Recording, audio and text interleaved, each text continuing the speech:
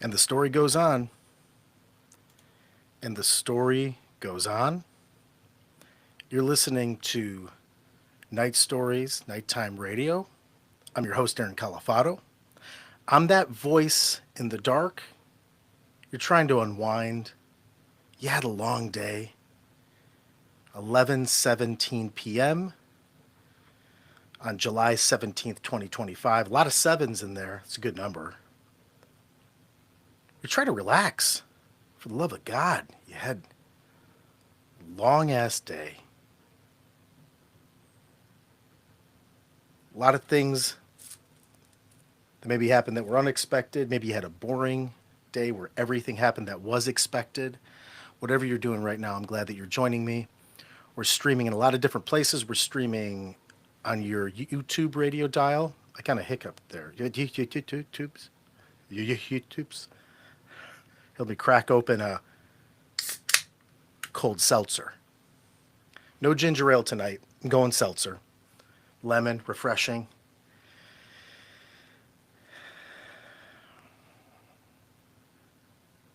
But you're just taking it easy. And that's why I'm here. Who knows how late we're going to go? I'm a night owl. I did a poll recently on my YouTube page. Surprisingly, the vast majority of people, night owls. I'm in good company. Things are changing.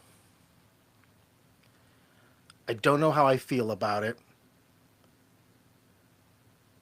In fact, I do know how I feel about it. I don't like it too much, but I think there's hope.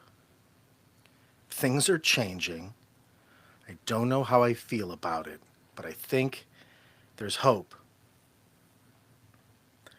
We're gonna get into a lot of stories tonight. Stories about time gone by, the world changing around us, what to do with all that. There's something that doesn't change though. Let's start there. Before we get into you know, the heart of this story. And by the way, this is one extemporaneous story, Nighttime Radio. If you didn't know, for those of you listening on the replay, on your YouTube radio dial, on Facebook radio dial, or at 7minutestoriespod.com/night radio, this is all extemporaneous. I'm just telling this story as I go. So, let's see where the story takes us. We're going to talk about things changing, things I see going on. We're going to talk about the Stephen Colbert show, the late show with Stephen Colbert was officially canceled. That came through my New York Times feed. Just heard about it tonight.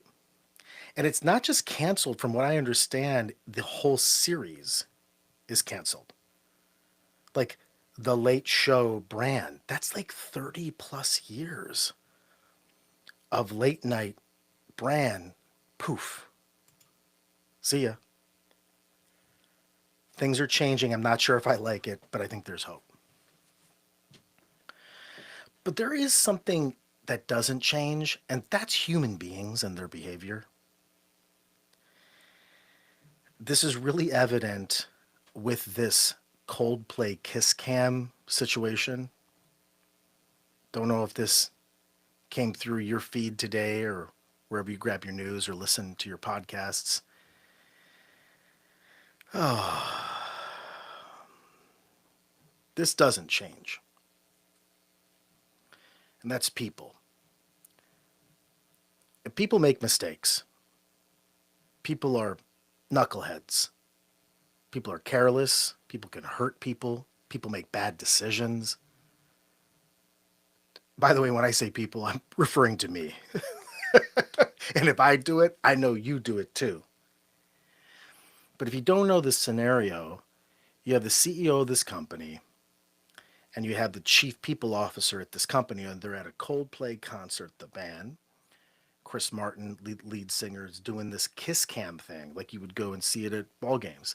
The kiss cam's going around, and all of a sudden it goes on this couple who, as soon as it goes on them, it's supposed to be this charming moment, and then And this is very humorous, just the act of this happening, the 1 in a million shot that this happens. The gentleman hides and ducks from the camera. The woman turns her head. And Chris Martin from Coldplay knows something's going on. And he says something to the extent of, they're either not happy to be with each other or they're having an affair. Well, the reality is, it turns out they were having an affair. They both worked together, but they were both married to other people. Okay, so on the surface, I mean, right when I heard this, of course, you got to give a chuckle because it's just a ridiculous scenario. But something got to me today, and don't worry, Aaron, don't take me down a dark road. I'm not taking you down a dark road. Aaron, I'm supposed to unwind. We're going to unwind. This is what we're doing. But we got to talk about stuff. Just hear me out. Trust me. I'll be your guide, voice in the dark. You know how we do this thing. So the more I'm going through my emails, working today, had a long day, recording stuff for several podcast clients, I keep seeing this thing go viral. This story, picture after picture after picture after picture. Again, I'm not on these platforms to consume. I'm on these platforms like I am here on whatever social digital dial that you're on to reach you in the digital space. That's where attention is.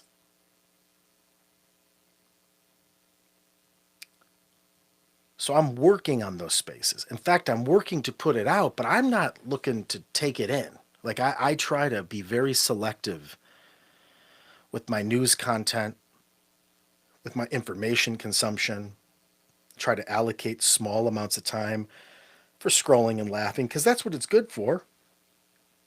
That's a good thing, right? But this guy and this lady, I keep seeing this picture of them and the jokes keep coming. Everybody's joking.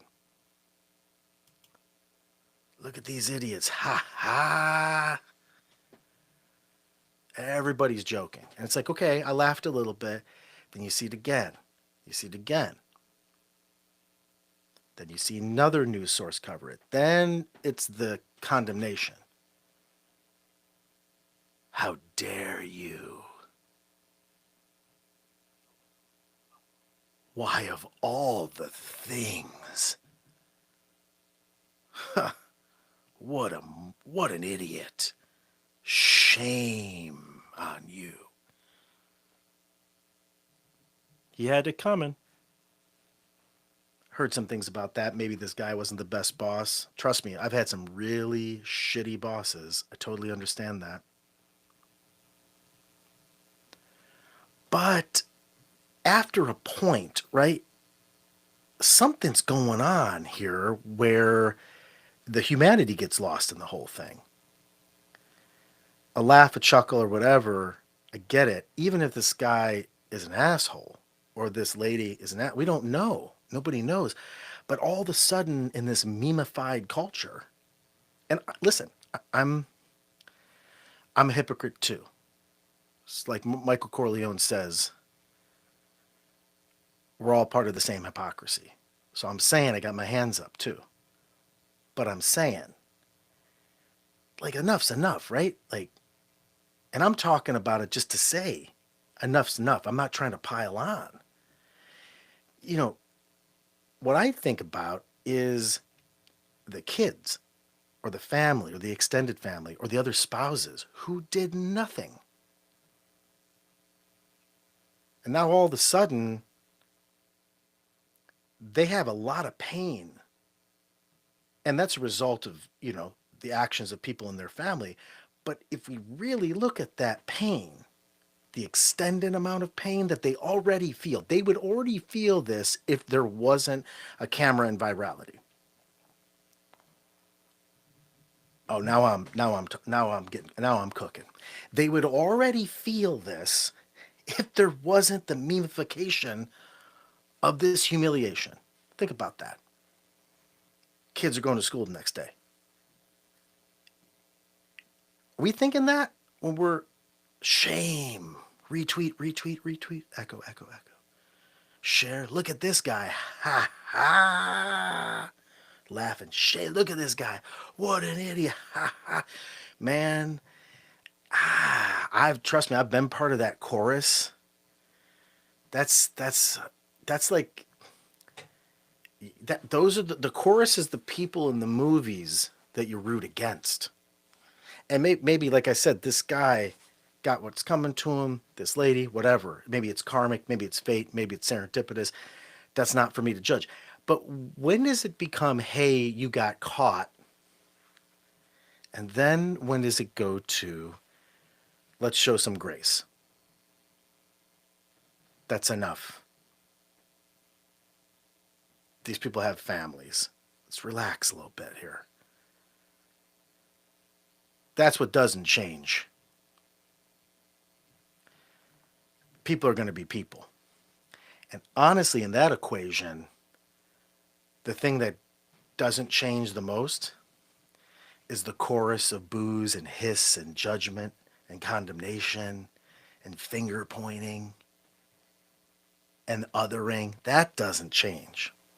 So if there was anything to change that I would want to change, I'd want it to be that. Wouldn't you agree? Just a little bit nicer, a little bit nicer, a little bit more grace. Not perfect. Can we move the dial a little bit? A little bit more kindness, maybe? And listen, I don't know Chris Martin. I've never had him on one of my podcasts. I would love to at some point. We just launched a series called The Storytelling University, and I have some amazing guests. You can find it on my YouTube page, Aaron Calafato. Find it wherever you find YouTube, which is youtube.com, and then you can search my name. Anyways, but you can find it on a playlist that I have. The first episode just came out. It's doing very well, really well received, and we have episodes in the can. So many recorded, so many great guests. So I'd love to interview Chris Martin, not about this, but knowing his art, the singer of Coldplay, knowing his art, knowing his intent as an artist, and even reading a few things, I'm sure he's mortified by this. Even if those folks were in the wrong, I don't think it's of his nature, even with him joking, to humiliate, or that he would have foreseen that type of humiliation. That doesn't change.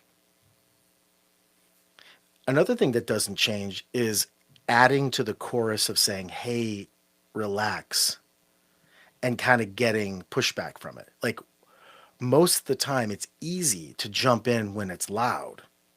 A lot of folks jumping in when it's loud. A lot of former employees now coming out. Yeah, this guy, I hated this guy. Where were you, like, before? Or were you just taking a paycheck and playing games like everybody else? Putting on the mask and pretending. Hey, boss. Now all of a sudden you got a lot of bravery, right? I'm all about calling someone out. Call it out when it matters to you. Call it out when you got something at stake. You know what I'm saying? That's easy. Like, check your own movements and then call it out. But when you got the protective force field of viral humiliation in your favor, and then you come out, well, look at this guy. Well, look at this lady. Maybe, and I got to work on it too, maybe consider a little bit more restraint. It's enough.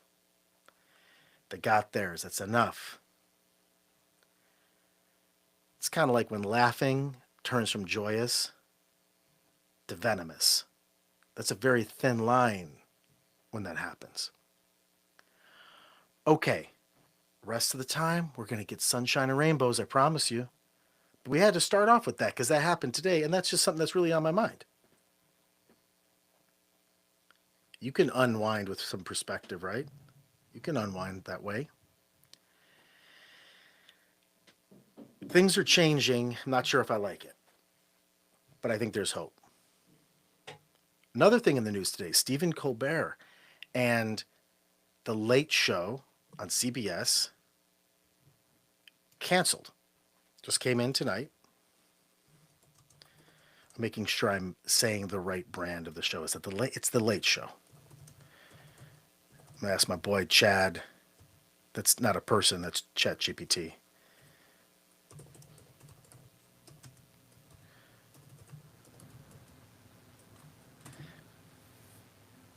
Yeah, I'm saying it right. Yeah, they canceled the Late Show with Stephen Colbert. Now, there are financial pressures listed, but it's not just him. They're actually retiring the franchise. The entire Late Show franchise, which started in 1993 with David Letterman, will be retired completely from CBS. Now, there's some other things. There's some talk about why this is all happening behind the scenes, if you know what I'm saying. Like, there's some stuff, people are talking about some stuff. That's not my lane. But what I'm saying is, that's a big change in our culture, right? That's a big change. I remember growing up watching Johnny Carson. I'm talking I was really little because I think he went off the air like 1992. But the Colbert cancellation of the Late Show, I don't know what that means for the other shows. And the question I want to try to get to is like, will the things that we were used to for decades and decades completely vanish? Things are changing. I don't like it, but I have hope. I'm going to tell you why. Because it feels like that. I'm not going to be surprised if, Jimmy Kimmel and some of these other shows over time, because of where they're positioned, right?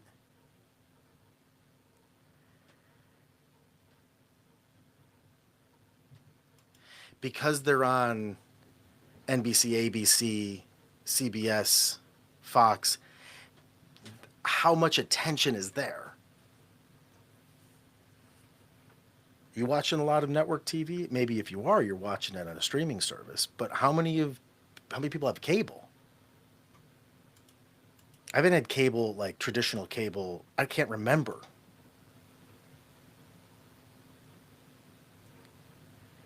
And so seeing that Late Show go away and for them ending the franchise, that signifies something in how we consume, where our shows are going, what's happening, and where attention is going. We already know it's going to different platforms. The question is, will the things we love translate to those other platforms?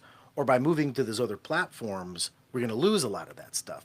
See, I'm wrestling with this because I feel like I'm one of these guys, these octogenarians that I grew up. I'd walk into McDonald's in the morning. My dad was a lawyer for years, and he had woke up just at the earliest. You couldn't wake up earlier than this dude. And we'd go to McDonald's. Couldn't believe that place opened up like 5 o'clock in the morning. I don't know who's eating breakfast at this time. You could barely function as a human being. My organs aren't working. My body wakes up at 5 a.m. Your organs aren't working yet. Go back to sleep. I try to move. Your your entire your entire system is not working yet. Go to sleep. My dad would wake me up in the morning. We'd go to McDonald's, and all that grumpiness and all that kind of morning the morning ick would go away when I walked into McDonald's. I smelled. Ooh, I know it's not good breakfast, but damn, it's good breakfast. Some hash browns frying in that oil. Got some hot cakes getting microwaved. Got the egg McMuffin. All of a sudden, life is good. And there would be these octogenarians, dudes in their 80s, sitting around the table. They got their, some of them have the veteran hat on, and they're drinking their coffee and they're talking. You know what you hear from that table? You hear, yeah, guys, things aren't the same anymore. Things are just not the same, are they, George? No, no. You read what happened? Can't believe it. Did you see what happened in the paper? I did. I was telling Martha, I just don't know how many years we got left in this country, right? Like, you hear this. By the way, these folks are holding it down for us. They're having the tough conversations. And I remember even as a kid biting into my Egg McMuffin, by the way. Solid choice. Or my McGriddle, as time went on, the McGriddle, the bacon, egg, and cheese McGriddle. Oh, get a little bit of that syrup in the pancakes. You kidding me?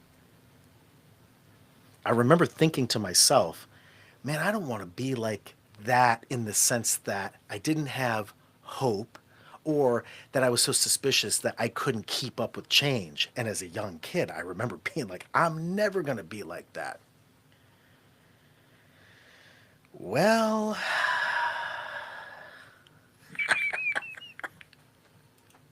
wha- what had happened was, well, I said, I'm never going to be like that.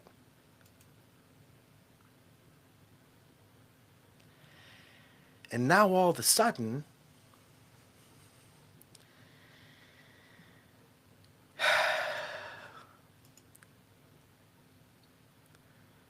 I'm finding myself being like those guys around the table only because I see stuff like the Stephen Colbert show going off the air, and I say to myself, oh man, it's never going to be the same.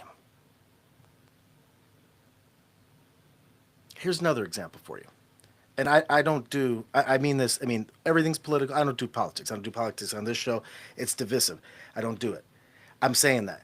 But what I'm saying is, if you look at this race, this Mondami race, Mondami in New York, the dude, he came out of nowhere and he had a, agenda that was, didn't think it was electable. But the guy, when he ran against Cuomo, he was using Instagram and TikTok primarily to connect.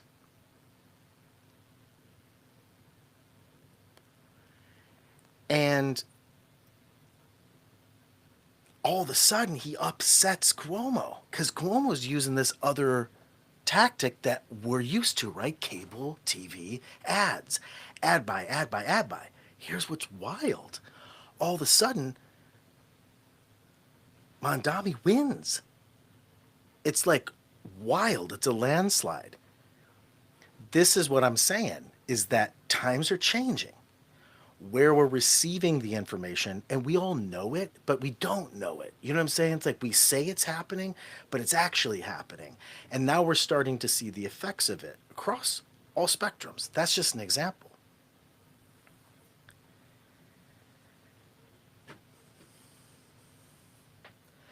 I hope the shows don't go away, the late night shows. I don't know if there's that John Mulvaney show. It's translating to Netflix. Maybe that's where everything's going.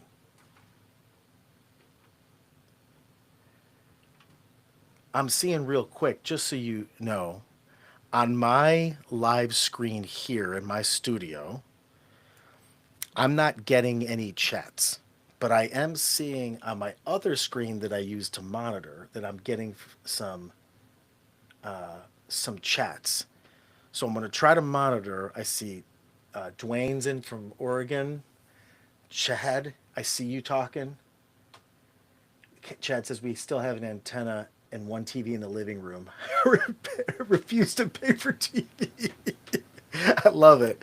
And I know there's a lot of you also out there on Facebook and on 7minutestoriespod.com. So I'm going to try. The only chat I can monitor, I'm sorry, is the YouTube chat. So I'll try to respond to your chats there, but keep them coming there. I'm just not seeing them live in my studio here. So don't think I'm ignoring you, okay? I appreciate all you guys. So yeah, like Chad's saying, I remember having an antenna too. I remember, and maybe this change is affecting me because I grew up old school. I'm not that old. I'm saying though I grew up old school. My mother, oh my gosh.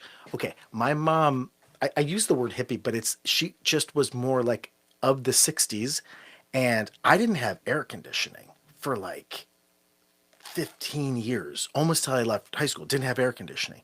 She wouldn't do it. We had window units and we always lived in these weird old houses. And I remember sweating in the summertime, sweating. And every once in a while, she'd let me go up into the second floor and we turn on the dirty window unit. You could smell it. It was like sitting there forever. It didn't matter though. It didn't matter what you were breathing in, but you're just getting that cool artificial air on you. And we could barely just kind of make it. So I grew up like that. I grew up with an antenna a black and white TV with an antenna upstairs. We had three stations. I sound like these octogenarians at the McDonald's. That's how they grew up. So did I.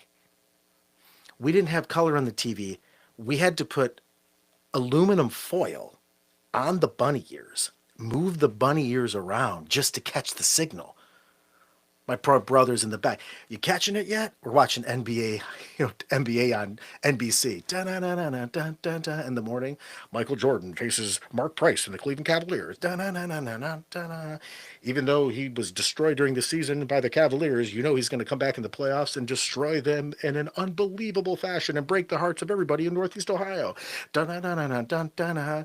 My God, it's a shot over Elo. Bulls win. Bulls win. Dun-dun-dun-dun-dun-dun. This whole thing is wild. My brother's standing there and he's holding the antenna of the bunny ears.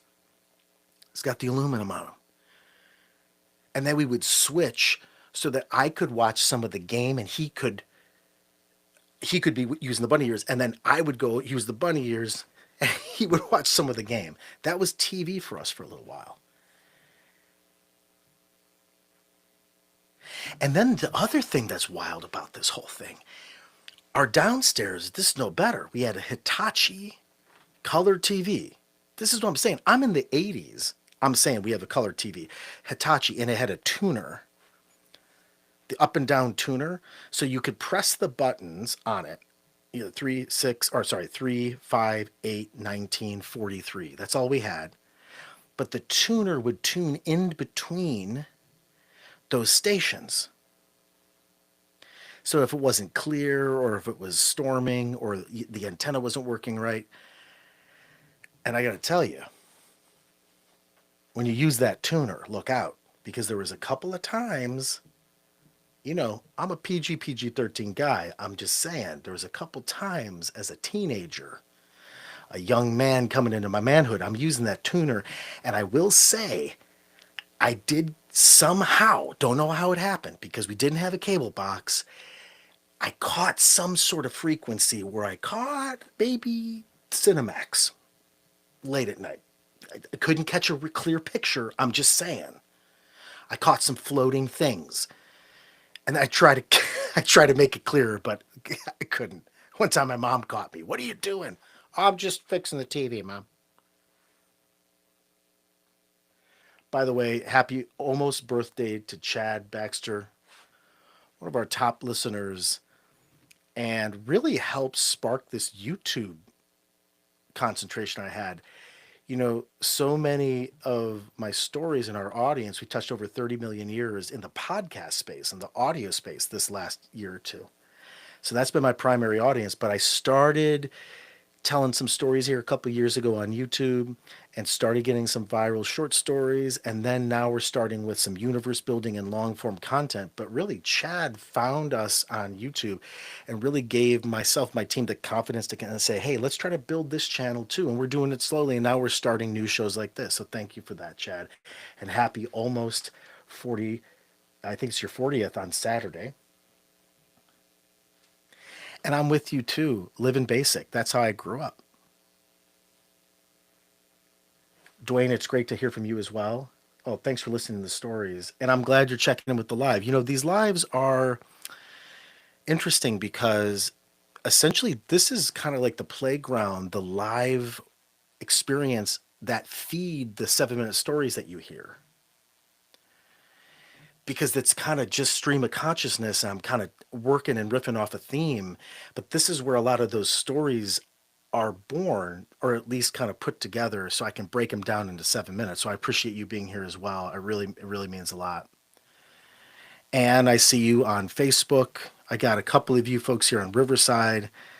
So thanks everybody, and we'll get back into the stories here. So yeah, the TV, the colored TV downstairs, the Hitachi, the black and white TV upstairs, that was the basic living. No air conditioning. My mom wouldn't let me watch anything on TV. I've talked about this at nauseum, but I just have to say it because it was a big part of my upbringing. Saturday morning cartoons, yes, I could do it, but I couldn't watch anything like G.I. Joe or anything with guns. My mom was, really kind of an anti-war person, military industrial complex. That was just my upbringing. Her thought was just like no guns, and so I could watch stuff with with swords like Thundercats, Thunder, Thunder, Thundercats, ho, Silverhawks. It was essentially just Thunderhawks in space. You know, you don't realize these things until you're older, or maybe you did. You were just a smarter kid than I was. I was like, these are two distinctive shows. These are pretty similar.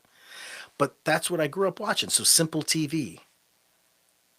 I watched, I had got some pro wrestling on Saturdays, but not the pay per view stuff. I had to go over friends' house for the pay per views. They always had the pay per views. I could watch the WWF at the time, Superstars or Saturday mornings, the free stuff where you had the jobbers, like the guys that you didn't know in the wrestling ring against the professional wrestlers. So I had that.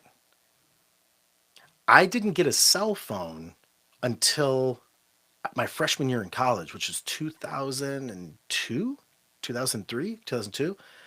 First time I ever had a cell phone.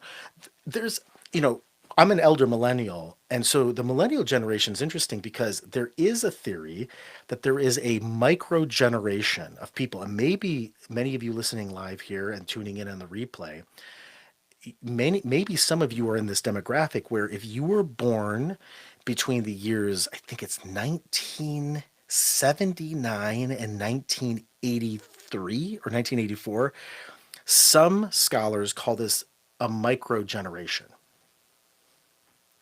Some scholars call this the Oregon Trail generation, actually. I know we have a lot of listeners in the Pacific Northwest, by the way. Seattle, and different, I know, in Oregon and all over that area. I don't know why. I think there was like a couple of times we got featured on some NPR stations out in Seattle in the Pacific Northwest. But I say this, the Oregon Trail generation, what the scholars say is this is a generation that essentially grew up with one half or three-fourths of their lives with no modern technology in the sense of like no internet. You had cable, if that, you had antennas, right? We had phones. There's no pagers just started in the late 90s. You had the car phone that you would watch only the rich people had, the big car phone with the antenna. And we didn't start getting exposure to the internet until halfway through our adolescence, like our teenage years. So that, and we played games like Oregon Trail, right? Like the DOS computer games. That was the extent. So I think we're the first generation to really straddle that technological shift. And so maybe that's why I'm feeling like that old guy at the diner or McDonald's or wherever sitting around talking about how things are changing. I just don't like it, Bart. I just don't like it. World's not the way they used to be, is it? Sure isn't. I'm feeling that. Maybe because I am so close to that shift. Because I've lived it. I've experienced it go from Game Boy to PS5. I've experienced it going from rotary phones to talking to you on your phone through a microphone, but it's not a phone call. I'm doing a radio show. See what I'm saying? I'm used to tuning in AM FM. That's it was the radio growing up with that antenna kind of pointing out into the sky trying to pick up stations. I remember my father got me my first transistor radio and it could pick up stations all around the world. It was wild, absolutely wild. I remember kind of just pointing it out there and slowly turning the dial. The That's why if you're somewhere on the YouTube radio space here, you can see I put a little on the visual, put a little of that radio kind of frequency vibe kind of as a backdrop to that because I would always kind of go back and forth and try to fine tune it, and finally I would catch something and all of a sudden it's like you're listening to the BBC. I was like, what in the world is that? The what? I'm 20 minutes south of Cleveland. The what? The BBC. First time I ever heard about it. Then I'm listening to news from the UK. I'm hearing stories, international stories about politics and legislation and economic theory and political theory and entertainment and theater. It's the first time I ever heard anything like that. And I'm getting it through an antenna. Are you kidding me? This is wild. To me, radio to this day is still that one thing. And I say radio as a phenomenon in the sense of sound waves going into the world and reaching people, still freaking magic to me. Still magic to me. I think that's something that's not going away. I have hope. Things are changing. I don't really like it, but I have hope. And radio and sound and podcasts, that's why I'm doing this all audio, because I'm trying to pay homage to this basic form that when things go down and the visuals aren't there and the TV's not on and the Wi-Fi's not working, we have our sound and we have sound waves and we got this basic technology, and you could put something out into the atmosphere. It bounces around on AM, FM, and you can send a message and communicate to the heart and soul of someone else somewhere that you don't know. Is that not an unbelievable miracle? To me, it's still unbelievable. I'm still more moved by radio than so many new technologies now. I use ChatGPT every single day in my consulting work. I mean, it's like an employee, and that's incredible. It's still, for me, the magic. Mm. So that's something I'm hopeful for that can translate. And it is. Here's evidence of it right now, me talking to you. You listening to a podcast. This is it. We have hope that even though things change, it's maybe the destination that changes, not us. It's just the destination of the attention, not us. The things that we want, we love, we all desire on a universal level, that's always going to be there. We're just moving the different venue. That's what happened to Stephen Colbert. I mean, that's where it's at. Because you got these now live shows, and maybe the talk shows now are going to move over to Hulu and Netflix or the new emerging streaming technology. Maybe that's what's going to happen. Maybe that's why I have hope.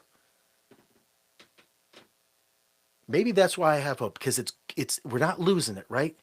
See, I don't have to be around that coffee table with those octogenarians going, and I love myself 80-year-old folks because they have wisdom, don't get me wrong, but I'm not going to go down that road of going, it's never going to change. This is just, it's a pity, isn't it, Bart? Yeah, it's a pity. It's a pity. The good old days. Well, there always is the good old days, but we can still make some good days ahead. That's why I have hope. And you got Stephen Colbert's show that got canceled, but that is a forecast of where we're going. What's next? Maybe it's going to be Jimmy Kimmel. Maybe it's going to be another show, but they're moving over. If you haven't seen John Mulaney's show, it was a limited run. I'm going to take a drink here real quick.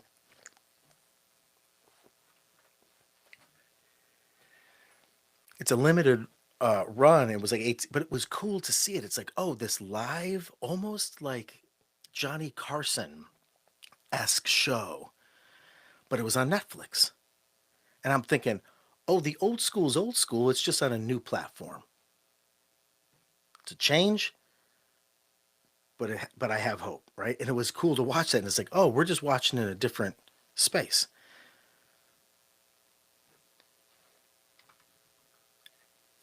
Anna messages in. She just wanted to thank everybody for tuning in and thanked me. Thank you, Anna. I appreciate it. Evan.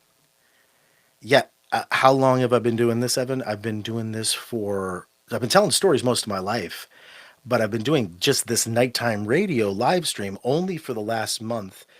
But this is kind of a sister show of my larger platform, 7-Minute Stories. You can find that wherever you get podcasts. And that's where we've been able to get a wide audience around the country. Who else is coming in? Let me look over on the YouTube screen now. Chad, you're absolutely welcome. Chad, your parents said no to Smurfs. I was allowed to watch Smurfs, by the way. Smurfs were, hey, but you know what? That Gargamel, look out for him, dude. He's an evil dude. I can understand. I'm looking, Dwayne. Why don't I have my glasses on? I'm like torturing myself. Let me get my glasses on. See, this is a whole thing of me saying, I'm with it. I'm not old. Where are my glasses? Dwayne, I listen to a lot of podcasts. when I start the very first episode, I caught up quickly and even enjoy the reruns lately. Oh, of 7 Minute Stories. I've been waiting for a few episodes to listen because I enjoy it all. Hey, thank you so much. Really, really appreciate that. Thank you. I noticed that we've noticed that with the archive, so many listeners are binging, and I hope that works. I try to make it, there's a risk when doing a show, a storytelling show like mine, a short form especially, because they're not serialized, right? It's not like cliffhangers.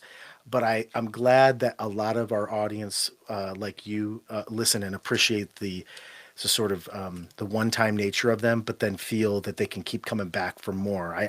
That's the hope, that's the dream, and it's happening. So thank you for helping make that happen. And then Gwen, yeah, keep it going. Of course, I will. Thank you so much. I really appreciate it. Keep talking to me. Like I said before at the beginning of the show, I apologize. On my screen in front of me, I'm not getting any of these chats, but I can see on like multiple screens. So I'm going to try to check in periodically and talk with you guys. So thank you. Really appreciate it. So you got the John Mulaney show over on Netflix. That's cool. That shows me that we're still old school. We're just going to a new school world. But I was talking earlier about Johnny Carson. I was probably like 5 or 6 years old, but I remember my grandfather. We turned on Johnny Carson. Here's Johnny, and I remember my grandfather saying, "Now look at this guy. Look at this guy. Now that's a talk show host. You see how buttoned up he is? You see that suit? You see his timing? You see his body language? He always twists his tie. If you ever look at old Johnny Carson footage, he knew he didn't have to say a word. He just, I don't know, right? I don't know. And he would kind of move his tie, and you would laugh.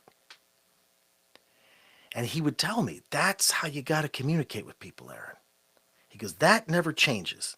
See, it's funny. I'm remembering my grandpa, echoes of my grandfather right now. He'd say, it doesn't matter if you listen on the radio or TV or somewhere in the future, we're always going to need people to talk with us, and we're going to need people to listen. And those listeners, at times, then they become communicators. We're always going to have each other communicating with each other. And that means you got to find a way to communicate with people. He'd sit me down. He goes, you got to find a way. Now, my grandfather, to me, was the greatest storyteller I ever knew. I remember this guy picked me up, Cleveland, Ohio. I was living 20 minutes south in the suburbs. He still lived on the east side of Cleveland. He picked me up on a Saturday morning, and he'd go, you're staying for the weekend. It's summertime, and we're driving along 271 North, and he started telling me stories, this guy. And I don't know if you've experienced a great storyteller in your circle in your life, someone who can just stop the room and paint a freaking picture for you. And you're now all of a sudden, just with his words or her words, whoever it is, you're in a different dimension. Here's the magic part of that whole thing. You don't need smoke and mirrors or TV or screens. It's not Superman or Batman or CGI. All those things are beautiful, all art, all storytelling. My point is, this is where the rubber meets the road when a storyteller can just use his or her words and take you to a place. That's where I was like, I want to get into that business because I don't need a lot of stuff. I didn't have a lot of stuff.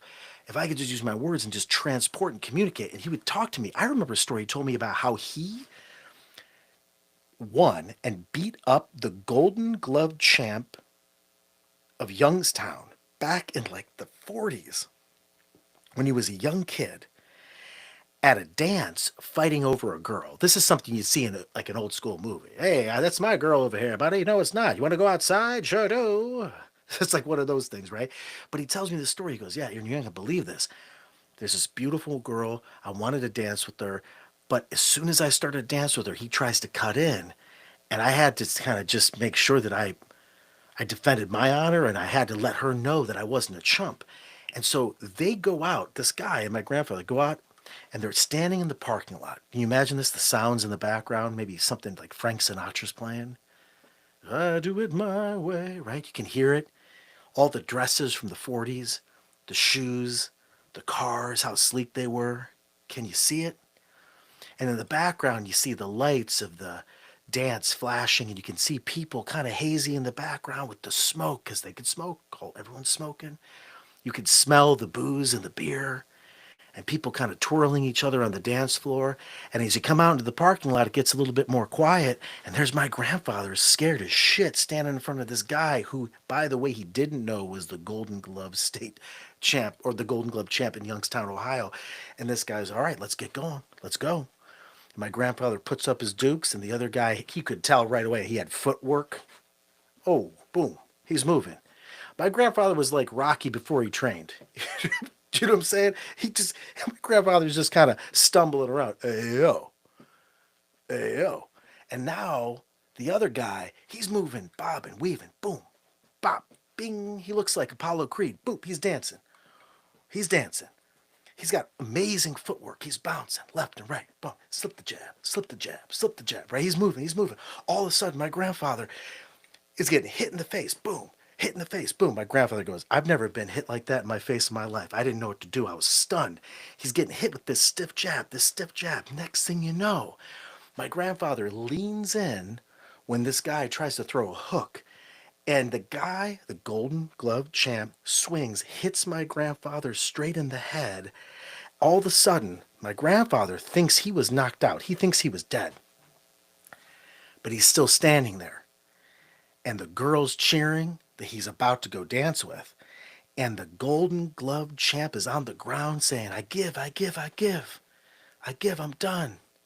His friends are crowding around him. Hey, why'd you have to do that? Why'd you have to do that? All of a sudden, it gets real quiet. And he looks at the guy's hand, and it's mangled. It's broke. Now, my grandfather, he didn't win the fight because he threw a punch. He won the fight because the Golden Glove champ broke his hand on my grandfather's thick skull. And then my grandfather, of course, right, the originator of dad jokes goes, that's why I always tell you, Aaron, make sure and use your head.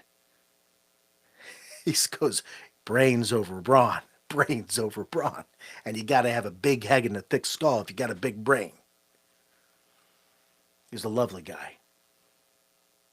And so when he was sitting me in front of Johnny Carson telling me that's how I needed to learn how to communicate, not just like Johnny Carson, but to be a great communicator, he took it a step further.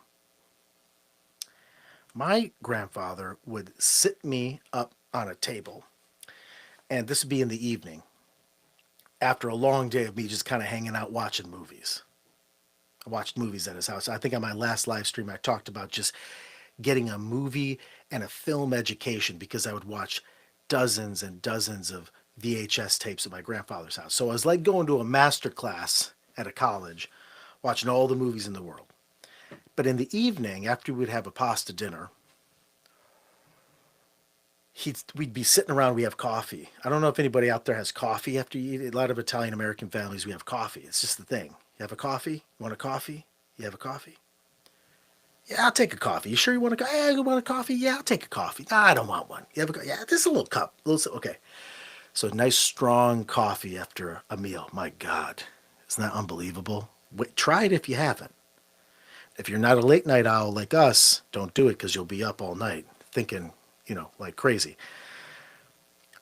But after dinner, my grandfather would sit me up on the table and he would say, okay, I want you to take this script, and he would bring out his old speeches from his marketing meetings. Now, my grandfather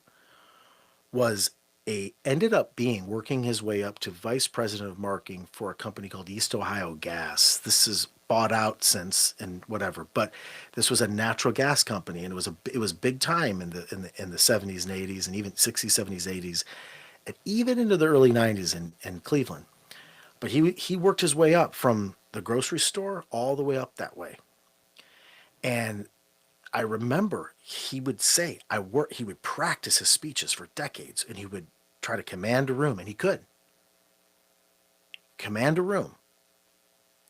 And it wasn't about commanding by force. You're commanding by vulnerability and looking everybody in the eye. So he'd sit me up in this table, and then he would say, I want you to stand on the chair. So he puts a chair in front of me. Now I'm standing. So he goes, I want you to look to your grandmother and I want you to say this speech. So he would make me practice a speech from his marketing meeting. And a lot of these speeches had to be very persuasive.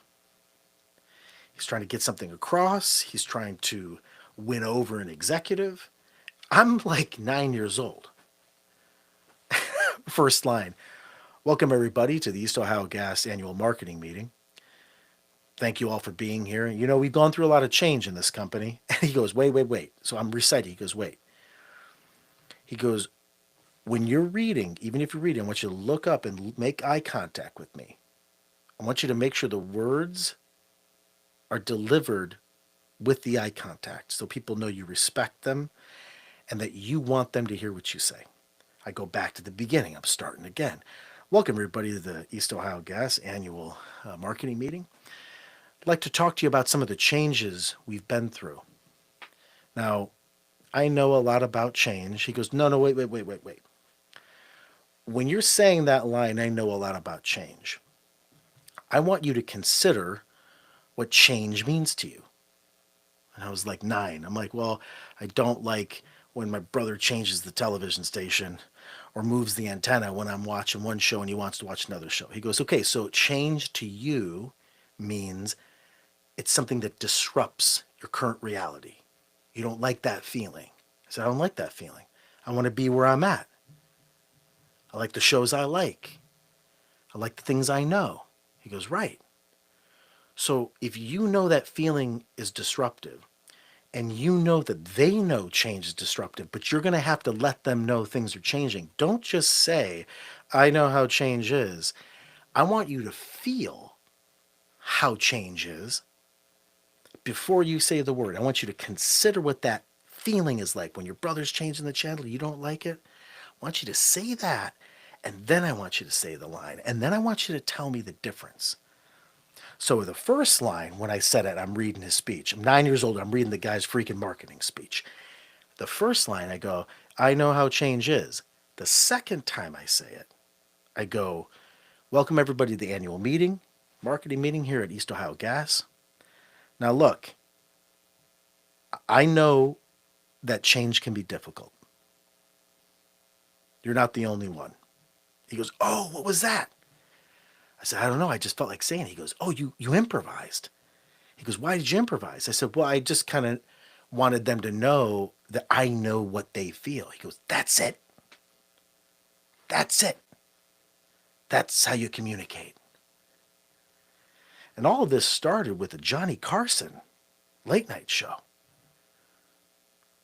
You know, his lessons to me, my grandfather, were always about being clear with what you say, be intentional with what you say, mean what you say, feel what you say, and hit them with the words, he would say. I want you to hit them with the words, because if you're mumbling, no one really understands you. You know, you could be Marlon Brando because they got microphones, you got takes, you got directors, you got cue cards, especially when you got popular. And, you know, on film, it's a behavior. You're looking at the eyes and the thoughts. You're not always hearing the words. The best actors are acting with their eyes, not even with their words. He goes, that's different. Because you can't just be like, oh, you know, I'm just Marlon Brando. I'm feeling a little bit, excited about this. That's mumbling. You don't have that luxury. You got one opportunity. I'm thinking about always when you got one shot. I feel like Eminem because you got one opportunity. Say it and mean it. And when you say it, be confident enough to pause after you say it. Let it land. So when you say, I know how change feels, I know how change feels. And you're not the only one.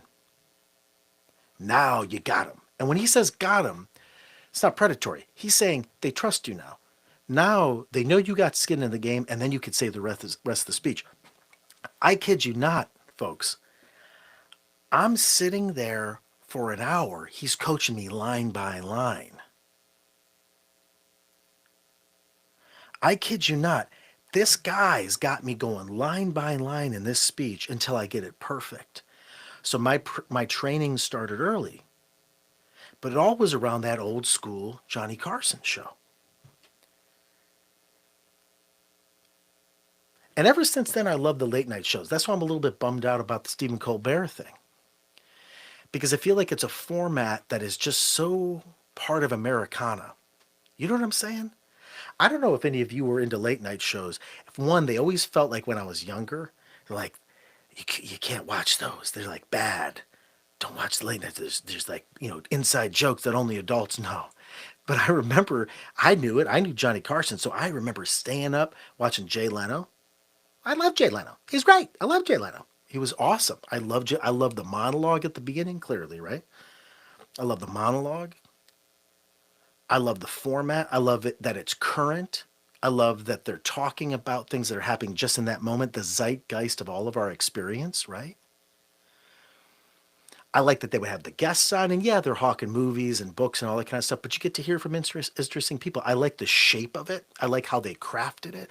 I love the jokes. I love the humor. So Jay Leno was a favorite of mine. I loved Conan O'Brien when he did his show, the Late Late Show, or the Late Night Show, whatever, on NBC before he had that whole, yeah, there's a whole Tonight Show kind of thing, right?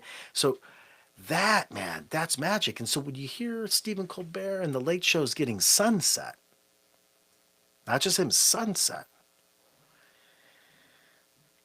it can kind of click on that, ooh, change is happening. But I have hope. For those just tuning in, my name is Aaron Calafato. I'm your guide for the night. I'm your voice in the dark here. What are you doing right now? You just kind of getting to sleep? It's 12:13 a.m., July 18th, 2025. If you had a long day at work, you're probably just, maybe you're laying down, you got your phone next to you, got it going. Maybe you got this playing on the smart speaker, you're doing some dishes. It's pretty late to do dishes, but I do dishes all hours, so it's okay. Maybe you're exercising. There are some 24-hour gyms out there. People are intense. I'm not one of them that goes that late I work out and walk during the day. Nighttime, no working out for Aaron. But maybe you're getting your steps in. Maybe you're getting your cardio. You got me in your ears. I'm here. Maybe you're just experiencing one of the best days of your life and you just realize, man, could life get better? I'm here. Maybe you just had one of the worst days of your life, and I don't presume to know what that is. I'm here. I'm here to guide you. You can stream on YouTube. Follow me on YouTube. Please like it. The algorithmic gods say like it because they share with more people. As we're building this thing, we have high hopes for it. So in the next year or so, we're going to start building these rooms up. I know we have dozens and dozens of people during the live and then hundreds of people on the back end with the streams. Please tell someone that you know about it. Let them know. Drop a comment, as all of you have been. Thank you for that. You can tune out on 7minutestoriespod.com/night radio. And I'm also, I believe, on Facebook as well. So thank you for that. We've been talking about how change is happening. And I was talking about being of the Oregon Trail generation, that millennial generation, that maybe we're sensitive to it more than others. Maybe we're right on the cusp of feeling like we're heading towards middle age, and we're feeling like that change is just around the corner. So much of that nostalgic stuff, the meme culture out there, isn't it funny? It's like Kurt Loder from MTV is 80. What? Kurt Loder from MTV is 80? There's another one where it's like Danny Glover, Lethal Weapon, amazing actor Danny Glover. Riggs, I'm getting too old for this shit. My dude's in his 80s. He was 40 something. Danny Glover was as old as I am now in those movies. You want to talk about an existential crisis? Again, there's nothing wrong with age, but when you find yourself at an age that you never thought you would be, and that's every year, right? When you're 7, you can't believe 10.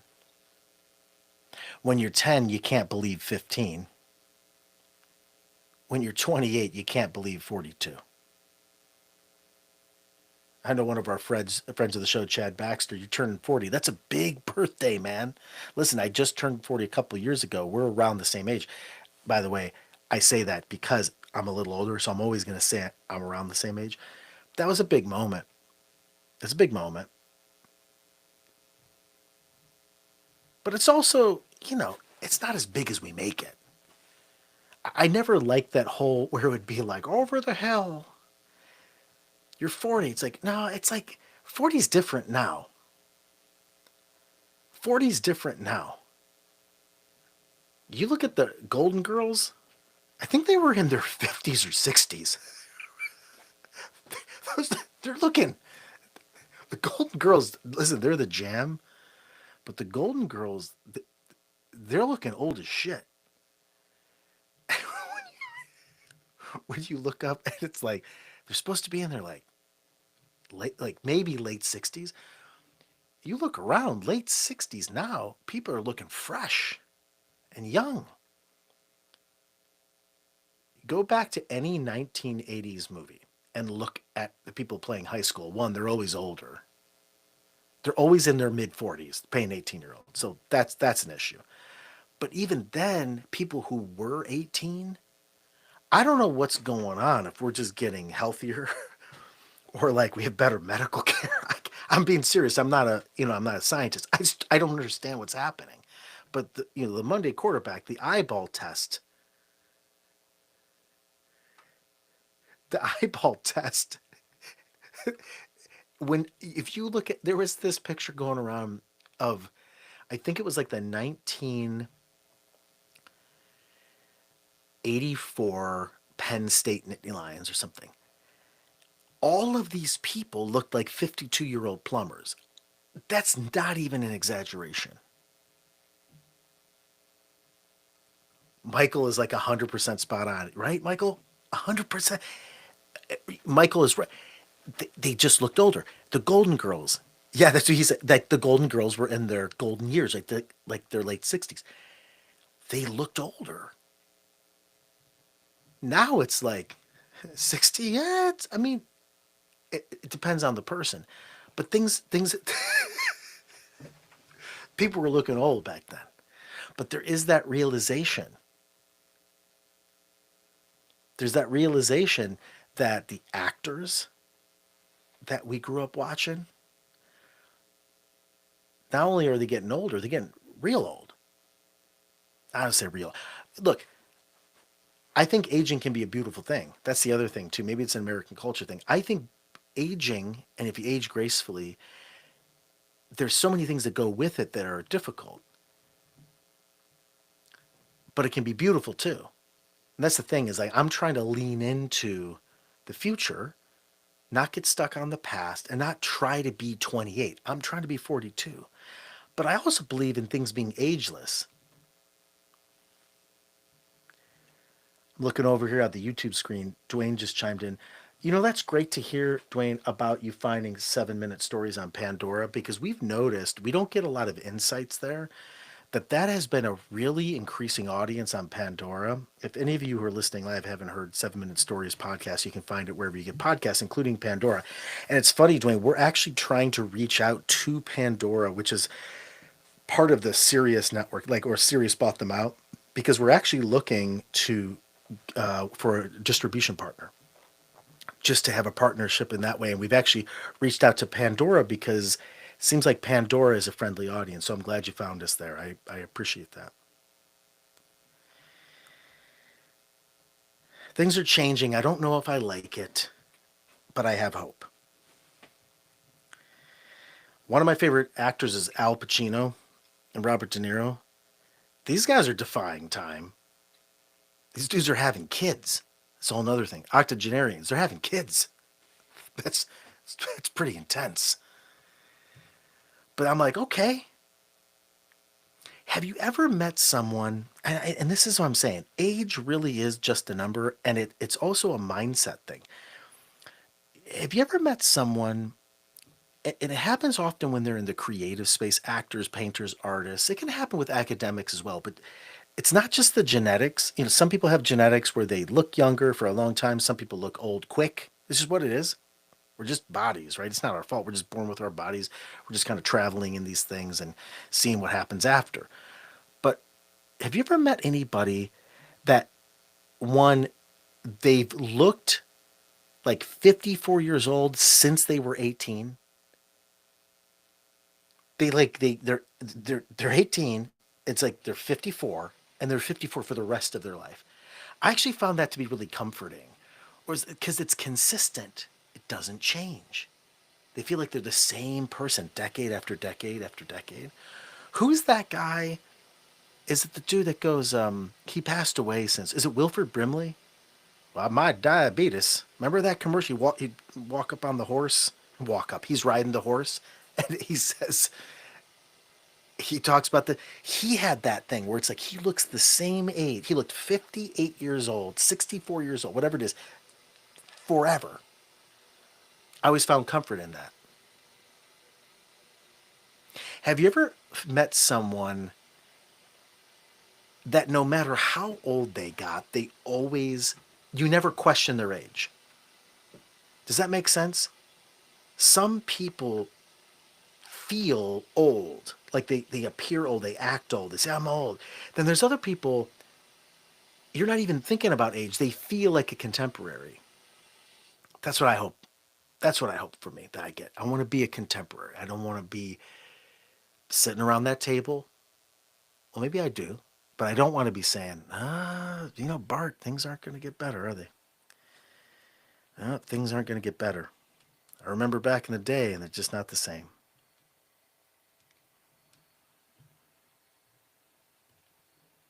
But it was great back in the 90s, wasn't it?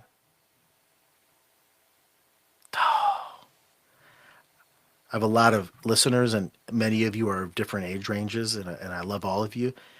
So, wherever you found yourself in the 90s, wasn't that a great time? Again, everyone's got different personal stories, so you can't account for great times for everybody. I'm just saying, though, en masse, wasn't that a great time? I remember in the 90s, I'm walking around as a teenager. I got jobs on accident. The economy was so good. You got jobs on accident. You're going to get Taco Bell. You walk into a Best Buy, you're employed. You didn't even mean to be. The economy is flourishing. The colors of the 90s were incredible too. See the color schemes of even a McDonald's in the 90s? Take a look. Look at just like color scheme 90s McDonald's. Google it. Then look at it now. Now it's looking like a strange sort of vacant art piece. Back then you had all the characters, Grimace, and you had Ronald's, you had the I don't know what that was all about, but there's something beautiful about that time.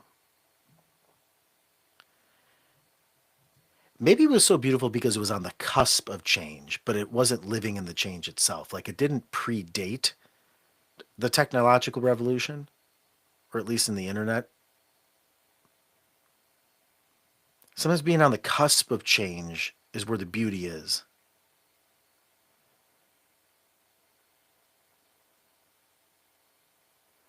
It's like fall. It's like that's why maybe fall is my favorite season because it's the end of something, it's the beginning of something new, right? It's on the precipice of something that was and it's dying, but then it's dying, but then around the corner it's spring. I know I'm getting meta and poetic here, but that's what we do late night radio.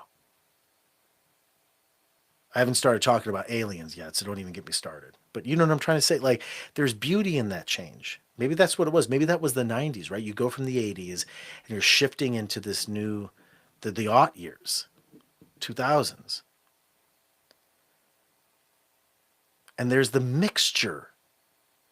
You had the old school with the new. You had the rotary phones with the car phones.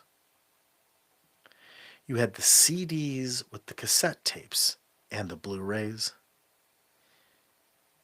You had Netflix delivering movies or Redbox, and you had Blockbuster.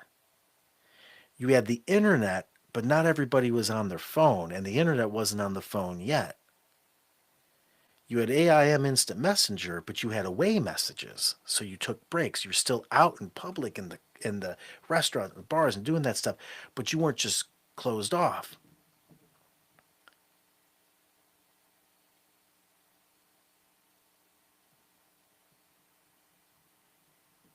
Maybe that's why it was so great. Maybe it's not just nostalgia or looking back and feeling like, oh, that's how those are the good old days. Maybe there was something legitimately good about being on the precipice of that.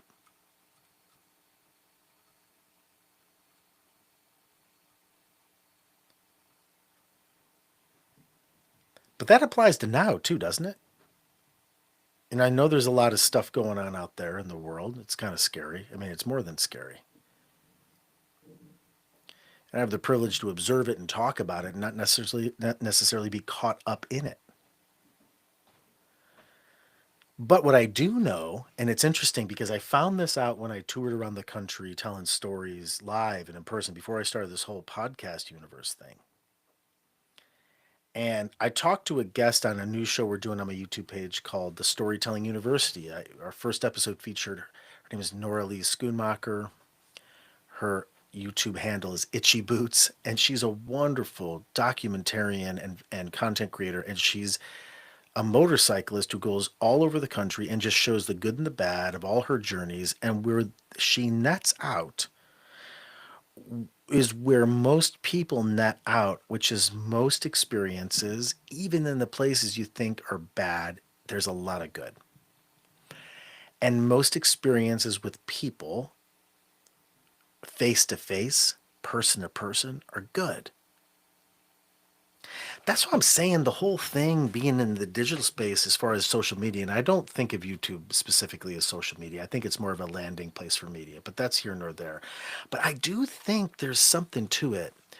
I was talking at the beginning of the show about how people were losing their minds over the Coldplay kiss cam and how people were really kind of becoming cruel. I mean, it's funny, the guy got caught, we get it. But at the same time, there's a cruelty of memifying and sharing and shaming and doing all that stuff, right? Like I get it, it's hilarious, but at the same time, those people have family and kids, right? Where is the line where we say, okay, we're caught, we're going to make fun of it, but the virality of it, that's where it gets a little bit dangerous.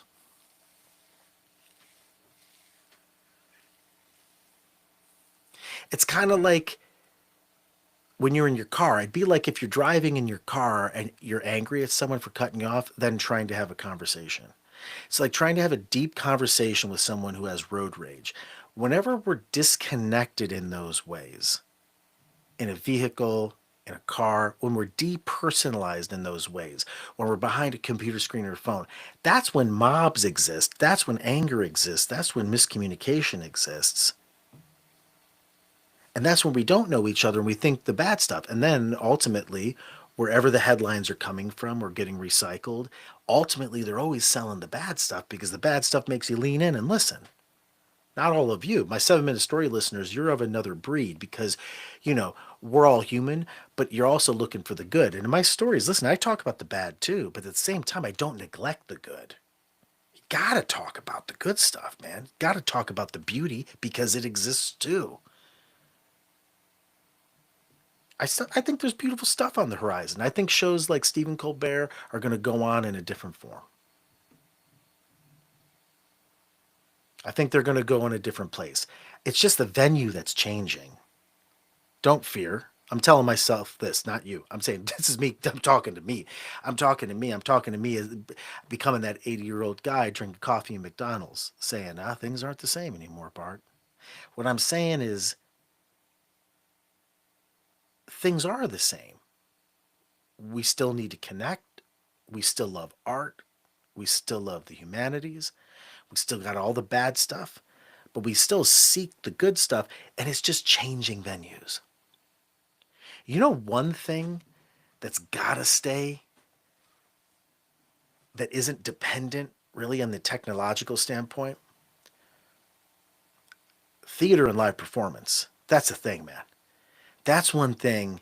And as a young actor, I remember I did a lot of theater, and there's not a lot of money in it, and it's really difficult. And going to a show, sometimes when you have a family, you're trying to work, have a life, it's not an easy thing to do. But man, the live theater thing, if you haven't been to a live show, go to a show. I know for me, it's life changing. Humanity on display. The Greeks, they had, it was part of life. You had to do it. That's how we made sense of the world.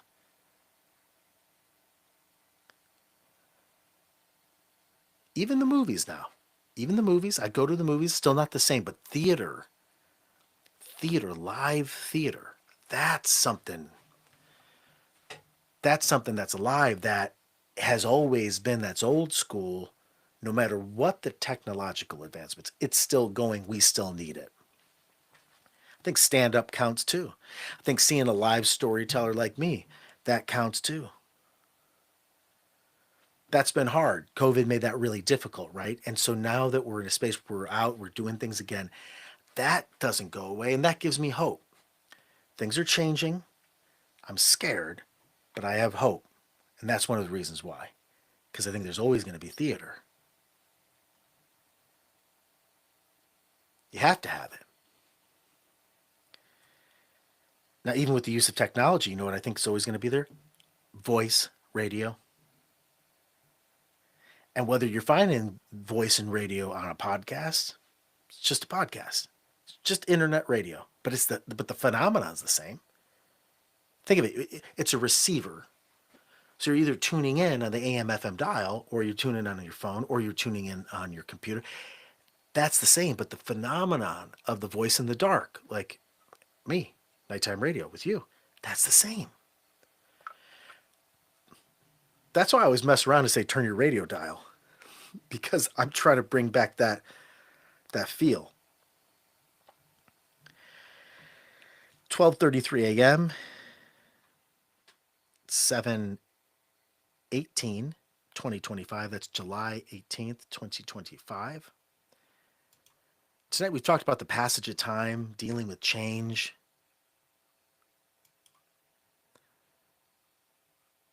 Talked about some of the bad things that don't change. Humans bullying humans. We talked about the Coldplay concert kiss cam and some of the bad aftermath from that. Some of the funny stuff, but the bad aftermath as well. We've talked about Stephen Colbert.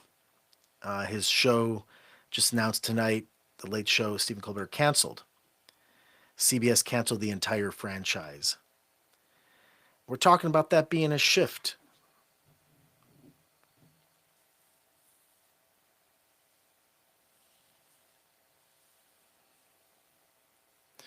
We talked about the 90s. I've interacted with a lot of folks here, even with my chat not working on my screen. I'm finding all of you in these different places. So thanks for tuning in. We have people all over the country tuning in, listening to this. Night Stories, Nighttime Radio with Aaron Calafato. I'm your voice in the dark.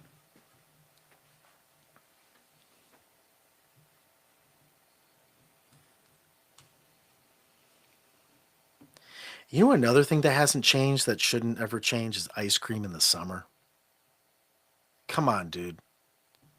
Ice cream in the summer. I just went tonight with my lovely wife, Corey. She likes this place. I'm just going to call her out on this. She loves custard. I, I love her. Custard's a little. Got to take a drink. I'm getting upset.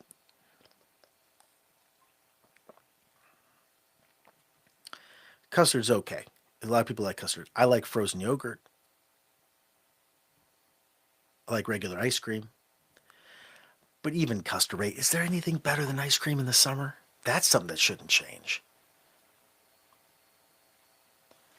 You know, another thing that shouldn't change, that I hope doesn't go away even with all these things going on? And I just heard another comedian talk about, I say another, I'm not a comedian. I heard a comedian talk about this today. Somewhere on his, somewhere online, somewhere on Instagram, I heard someone talking about this. Nobody's saying that fairs, like the county fair, it unites everybody. It was funny. And his wife was like, well, you're taking a risk if you go to the fair. I agree with that too. It can be a little rough. You know what I'm saying? Like, you don't want to get ice cream at the fair next to the animal exhibit. A little cross, right? There's some cross contamination potentially happening there. And I'm a little bit of a germaphobe. If you haven't known, if you don't know, if you haven't heard my stories, a little bit OCD. But my point is, but the fair, all sides of the economy, all sides of the political spectrum, all neighborhoods, you got to go to a fair, right? And even if it's difficult and you got anxiety and the people, but it's a collision with people, man. It's a collision with people. Damn, I remember falling in love as a teenager, having a crush on a girl, going to the fair, that sweet summer air. You walk around the fair hand in hand. You go on the Ferris wheel. You just hope it doesn't break. All the fair food. It was an event, man. It was an event. We have the Feast of the Assumption in Little Italy in Cleveland. And so you got this holiday, right? But it's huge. It's like a big fair. I love that. It's just, and you think about how funny that is, just crowds of people. There's not much to do. There's a church service, and then you have the Sicilian band playing, the old school Sicilian band. You got people playing bocce ball. Everybody becomes Italian that day. Half the people are pretending to be Italian. Hey, how you doing? Hey, oh.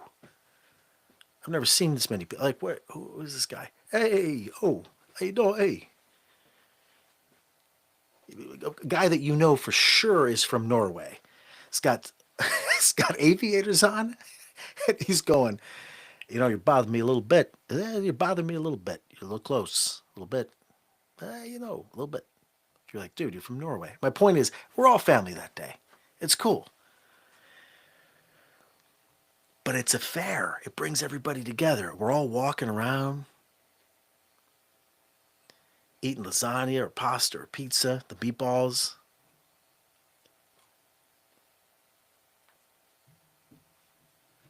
The fried zeppelis. You get all the stuff. And what are we doing? We're just walking. We're just colliding into each other.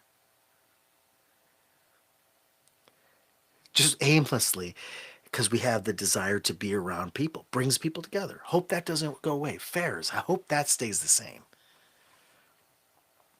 Gotta have the fairs. The county fair. The lemonade at a county fair. There's something that I don't know what's going on.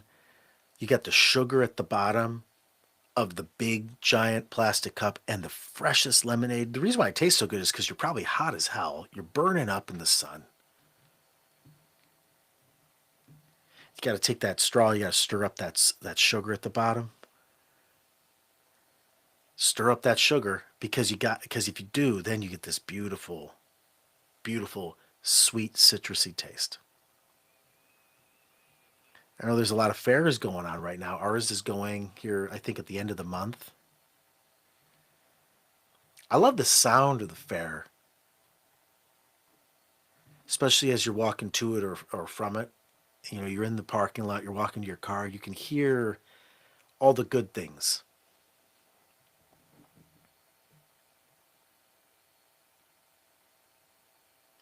You can hear all the good things. You're holding the hand of someone you love at the county fair. You got a bag of cotton candy in one hand and the hand of someone you love in the other.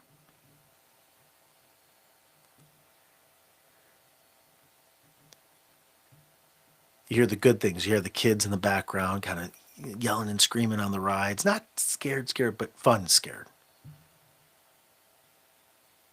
You hear the person on the loudspeaker announcing something that you never know. It's probably just like who won the livestock award. You know what I'm saying? It's like all that stuff.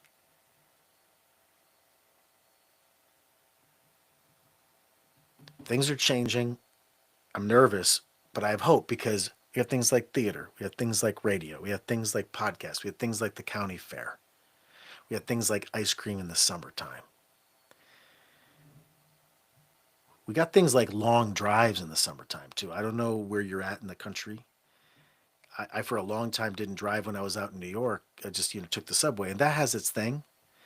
But man, when you're in an open space and you're driving around, there's not a lot better than that on a summer night. And I am not a person that loves summer. I don't love summer. I actually come out when it's cool. I've been going out for walks at night. The sun's going down. I go out 15 minutes south where I'm at. It's complete just cornfields and a public park. I'm taking in nature. That doesn't change. I mean, everything's changing, but it takes a while to change. It feels permanent.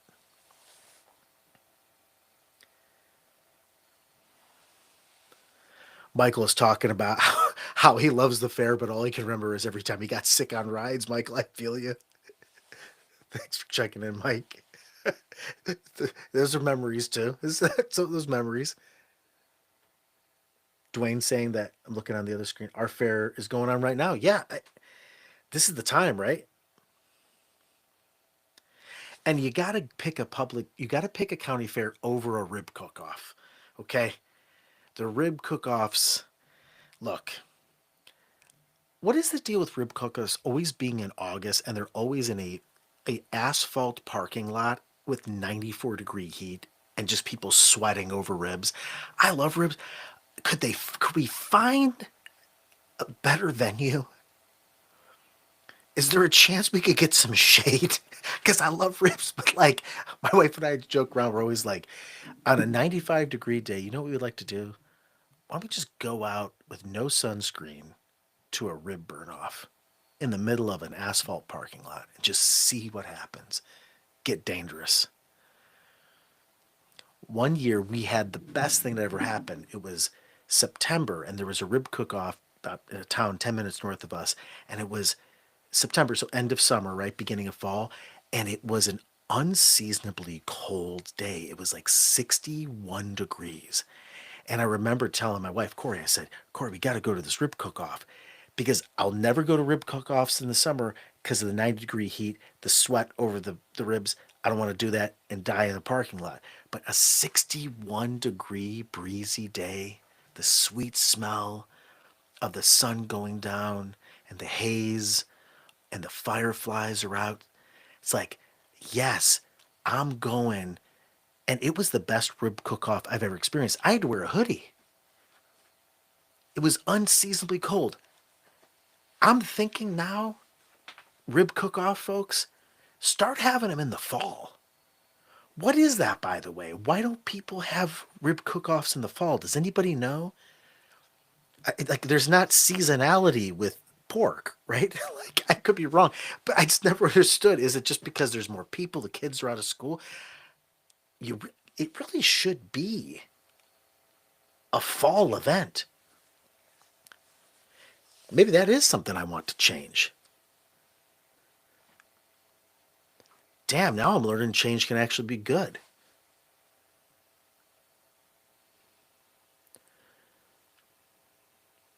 12:44 a.m. It's 7:18 Eastern, or 12:44 a.m. Eastern time. Excuse me. It's 7:18, July 18th, 2025. I'm Aaron Calafato. You're listening to Night Radio, Nighttime Stories. I'm your host. We've been talking about a lot tonight. Got a few more stories before I head off the air on this theme of change. You know, change is also perspective as well, because when we say, I don't want things to change, and when I say it, that's a non starter because it's always changing. Like literally, everything's in motion. Everything is changing all the time. Even the earth, it's moving, it's shaping. Remember Pangea, right? Like we were once one thing, now we're not. So it's always changing, but it's doing it slowly. So it's not that we don't like change. We just don't like what change feels like sometimes in our life. Sometimes it's painful. You know, you lose someone, that's a change. It's not, but but the change isn't permanent. The change is always moving. So there's always a present somewhere else. Okay, I know I'm getting meta. But I was watching this documentary, I think it was Nova. And you know what's wild? I discovered for the first time, they were talking about the early birth of the solar system. And when all of us look up in the sky and look up, we're all just standing there looking at the sky. What I'm saying is we look at the sky and we learn, we get a telescope and we know and read in books, or look now at this with the unbelievable, the James Webb telescope, and before that, the Hubble telescope, and you see these planets. You see Mercury, you see Venus, we're on Earth, you see Mars. Unbelievable, right? And even in the time frame of millions and millions and millions and millions of years, they seem stagnant in the sense they seem unmoving. You got a storm on Jupiter, that little storm, you always see the little red dot. That thing's been going on for, I think, like thousands of years. Can you imagine that? You have the way your weather forecaster comes on there. Yeah, we're gonna have a storm. Looks like on your 5 day forecast, it's actually going to be your 5 eon forecast. It's going to be thunderstorming with hail, lightning. It's going to be raining metal for the next 5 eons. So good luck.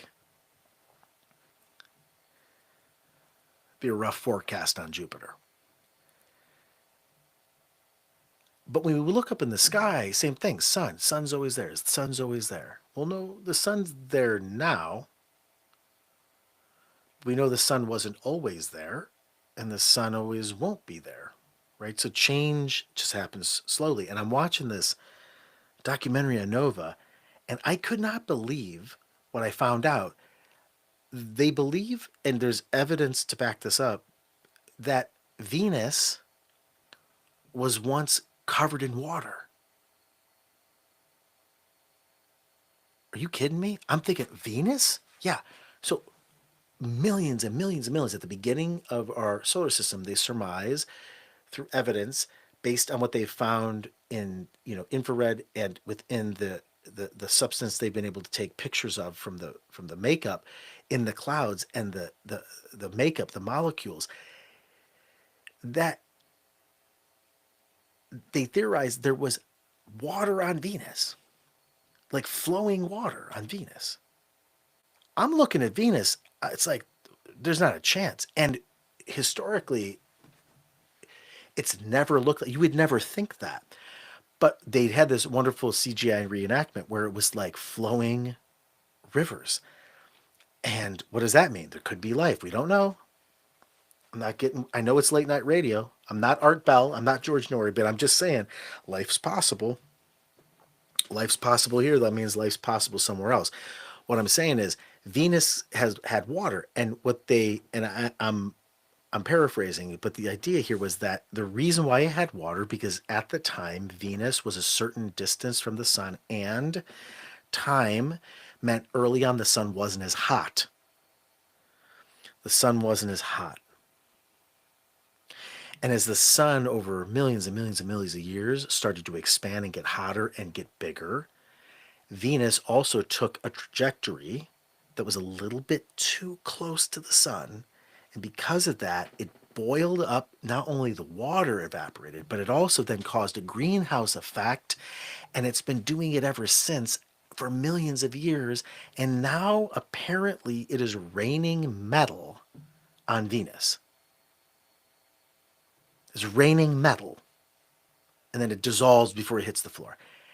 And it's the hottest planet in the solar system because it's this constant greenhouse effect in a place that once was apparently lush with water and possible life, or at least the ingredients for life. And now it's what it is. Now, I thought, man, it's a sad story. But here's the thing, the story's still going. It's just that my framework looks at where it's at as permanent. It's not. It's in motion. It's just time moves slowly. Time moves very slowly. I remember there was a correlation with time and just the length of the Earth itself being here. And you may have heard about this. Like, they compare it to the Empire State Building. And I remember my dad reading through a textbook and saying, like, so when you think about the timeline of humanity itself, to give you some perspective here, the timeline of the Earth is the entire Empire State Building from the bottom brick all the way up through the entire Empire State Building, all the way up to the middle, all the way up to the top, all the way up to the flagpole, all the way up to the tip, that ball point on the flagpole. And the first layer of paint is the start of humanity. What? Y'all get that? The first layer of paint is when human history started, that checks your perspective on change and what change actually means and how long it takes. But it also shows that anything's possible, right? What happened all the way before then? We know some of it, but my God. My God, it's limited. So when I feel these fears about change, when I see shows that I always like going away or changing networks, when I see technology shift and change, when I see generations shift and change, it's scary because you want the thing you're used to, right? Like, I'm certain that the advocates of Venus when it had water are pretty pissed of the advocates of Venus for when it's just this greenhouse gaseous planet with this thick atmosphere and raining storms. And then the advocates of the Venus with storms are going to be pretty pissed in the next eons when stuff happens to it and it becomes something different. Or it gets enveloped by the sun when the sun blows up. And then when the sun blows up, the sun blows up, and then it becomes something else. And when you kind of track this whole thing, it is just an ever going story.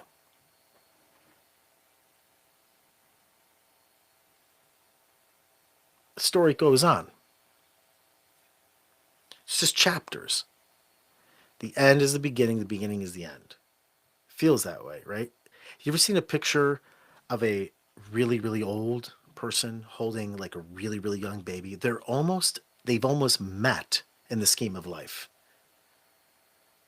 right? One's at the end, one's at the beginning, but they're almost inverse. It's like one's at the beginning, one's at the end, vice versa. They're right at that iteration of change.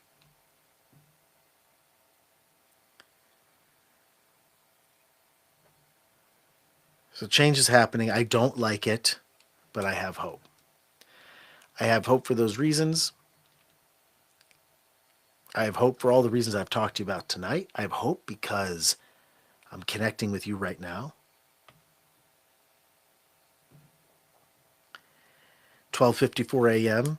Eastern Time, July 18th, 2025. I'm Aaron Calafato. I'm your host. It's nighttime radio, nighttime storytelling. Got a few more in me here before we sign off and then just kick this over to YouTube so I can go into replay mode. Thank you all for tuning in and messaging me on the different platforms. Hope you're unwinding. Hopefully, maybe you're asleep right now. I'm here for you. If you had a good day, I'm here. If you had a bad day, I'm here.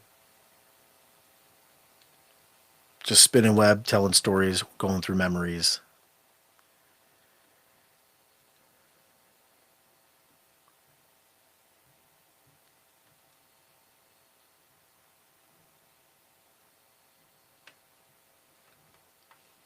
I had this address book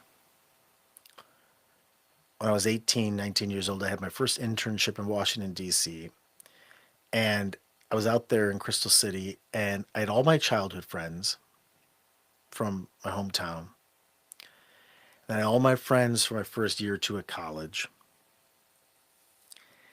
And then I go out to DC and I have this great experience and I meet all these people, these professionals in this different city. And I had this address book. This was before, like, I didn't have a BlackBerry. I think I had a Gateway 2000 computer in my dorm, AIM. That's about it. And like a Nokia cell phone, the brick ones. By the way, the battery life on those, don't laugh at that. They had great battery life. But I'm out in DC and I'm meeting all these people. And I remember building out this address book. And in the address book, I got all my old school friends, everybody from my life. I had this thing about collecting all of the friends and acquaintances, people that I knew, their numbers, their phone numbers, and their email addresses. I always wanted to stay in touch. I always wanted to make sure I didn't lose connection with them.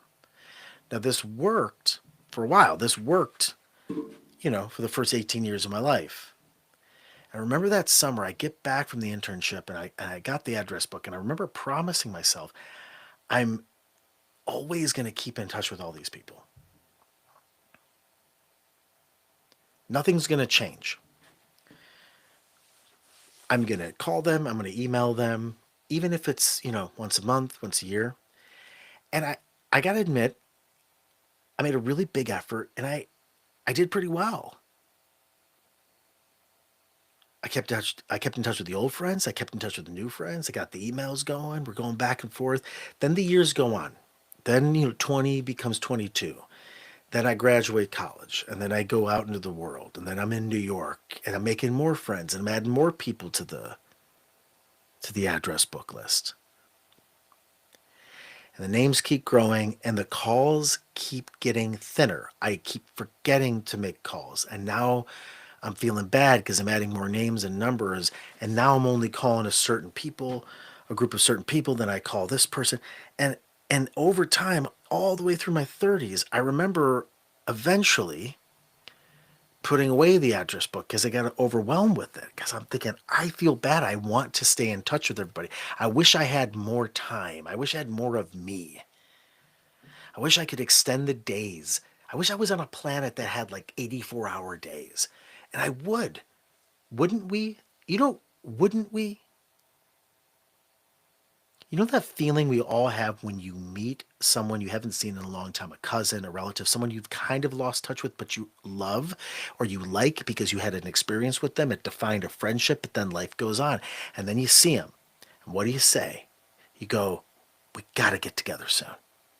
We got to catch up, right? We have to catch. Yeah, catch up. I'm going to call you. You going to do it? Yeah, I'm going to call you. And you try. 90% it falls off. Not because of you, not because of them, because of life. Maybe you make a call, they make a call, you meet a couple times because of life. We always want to, we're just limited. I always want to, I'm just limited. And so that address book, the funniest thing happened just a couple years ago. I go into my closet. I don't know, actually it gets me a little bit emotional because I knew my younger self, my intention. I get this address book and I open the address book and I swear to God, I didn't know 80% of the names. Like, I didn't remember who these people were. Now, I knew it's not a memory problem. I'm saying I knew the people that I knew, my friends from high school. But as the names got, you know what I'm saying? There were names that I had from other types of experiences that weren't as foundational, that weren't as long, that weren't as intense, but they were people I wanted to stay in touch with. I'm like, I don't know who these people are. But I know at some point I wanted to know them and I wanted to stay in touch. Life happens, things change. It's constant, always happening. And the resignation is that limitation to know I can want it, I can want to be in touch, I can try. I only have the bandwidth I have. That's okay. It sucks. I wish I had more, but that's what it is. We're human beings, we're limited. So I looked at the names I did know and that I did recognize and I could stay in touch with. And I try to make those choices every day and I still fail. But it's in that plane of reality where we have only so much bandwidth. We have only so much time. And I think that's why I love the radio. That's why I'm hopeful of mediums like this.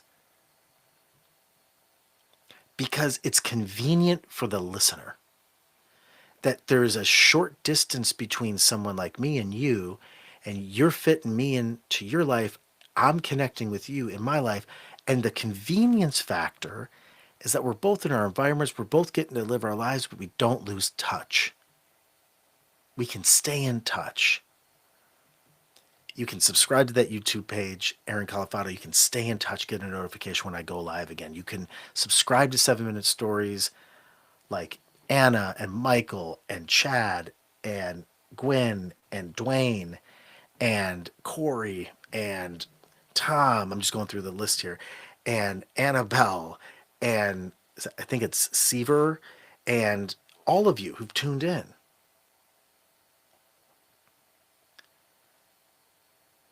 AJ, Margaret, all of you. This is what I'm hopeful of, is that, hey, there's going to be Stephen Colbert's, there's going to be late night shows. Just got to find them in a different place. Not cable anymore. That's going away. That's changing. It's not going to be the networks anymore. The network's going to go somewhere else. You got Peacock, right? You got all these different. It's all the same. It's just changing places. And so one day, maybe, here's the thing. Here's what I'm hoping. We'll end here. One day, maybe I will be in that McDonald's. I will be, God willing, in my 80s, 85 octogenarian, and I'm having coffee and I'm talking with the fellas. We're talking about things, it's not how it used to be. No, it's not how it used to be. Things are changing, I'll say. Things are changing, and I don't like it, but I have hope. That's a wonderful thing to have hope at that stage in your life on all the things that are ahead of you, the things that are behind you that you lost, and the things that you don't know are going to happen when you're gone on this earth. I have hope. I hope I can say that. Not be bitter, not be angry. So I'm praying for that. I'm hoping for that. And I'm grateful for you. All right. That's all the stories I got in me. That's all the reflections, anecdotes, memories I got in me tonight. Hopefully, the majority of you are asleep. If not, listen to the rerun of this. Put yourself to sleep. You can always tune in here on my YouTube page for nighttime radio. Night Stories with Aaron Calafato. I'm your host, Aaron Calafato. 1:03 a.m. Eastern Time, July 18th, 2025. You could tune in on 7minutestoriespod.com/night radio. And I believe we're on Facebook as well, and a bunch of other places that they have me on. I think we might even extend out to X. We're all over the place. But I would just say the best place to find me, easiest place, is YouTube, or 7minutestoriespod.com/night radio. All right, we're going to sign off now. I know this week or next week, my other live show I'm doing with my wife, Corey, and special guests called Calafato Live and Unscripted, kind of more of a radio show format, less of a storytelling sort of late night thing. We're going to get back on track with those. It's going to be fun. And I haven't quite decided a schedule with this yet, but right now I'm just doing pop-ups. I've done a lot. I've done like 4 in the last, 2 weeks. So that's why you got to hit that notification bell, not because it's trying to be annoying, just so that you get an alert to know, hey, if you want to tune in, tune in. But I will tell you this, when I go live, I will go live on the nighttime radio show, usually at 11:15 p.m. Eastern time. And I'll probably go to about, like I am now, 1 a.m. Sometimes if I'm feeling dangerous, 1:30 a.m. But that's really the time. So, keep track of where you're at on YouTube, or if you're kind of getting ready, unwinding for the evening, laying in bed, doing what you got to do, going to work, commuting, whatever your life is taking you. Check that radio dial on YouTube at around 11:15 every night, and hopefully most of those nights, or at least a few of them a week, I'm going to be talking to you. Thank you so much. Make sure you catch the replay of this, and I will talk to you next week. Let's see where the story takes us. Thanks, everybody. Grateful for you.